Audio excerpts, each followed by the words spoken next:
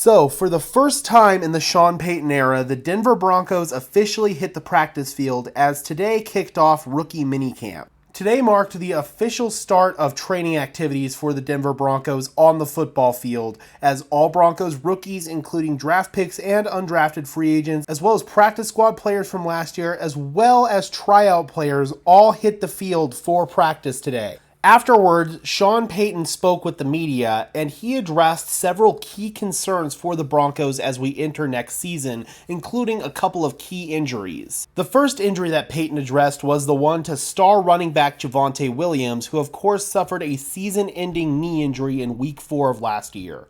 Williams tore not only his ACL, but also his PCL and posterior lateral corner. This is a very serious knee injury, and it's one that's almost similar to Teddy Bridgewater's injury with the Minnesota Vikings that he suffered back in 2015. That one took a year and a half to come back from for him, and he's a quarterback. But it seems like Javonte Williams is not going to face that long of a recovery, according to Sean Payton.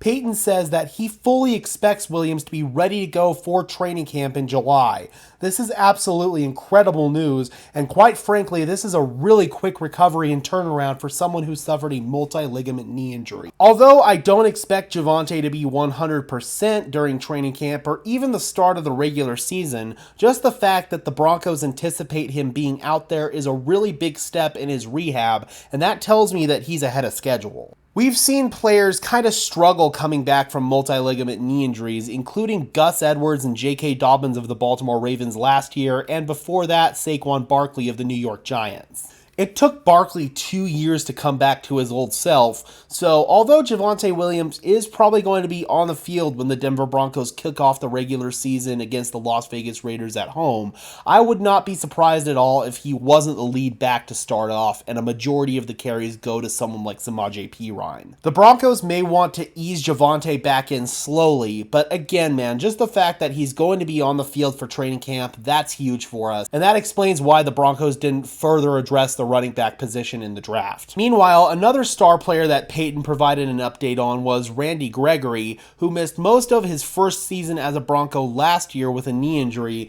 and then this offseason had shoulder surgery. Payton said that Gregory is progressing well as the Broncos enter stage 2 of their offseason program, and he is also fully expected to be ready to go for training camp. The Broncos really need Randy Gregory to stay healthy this year. We're really going to depend on him on the edge rush unit alongside Barrett Browning. We have a lot of other question marks behind them, so we really need Randy Gregory to stay healthy, which to this point in his career, he just hasn't done. So I'm curious, Broncos country, how do you guys feel after receiving these updates on both Javonte Williams and Randy Gregory? Do you guys really feel like Javonte is going to be ready to go to start the season? And what about Randy Gregory? Do you feel like we can really depend on him next year? Drop those comments down below. I would love to hear from you. Be sure to leave a like on this video as well as subscribe and ring the bell so these videos appear in your notification feed. And until next time, guys, this has been another episode of Denver Broncos Syndicate. I am your host, Gage Madrid, saying peace out.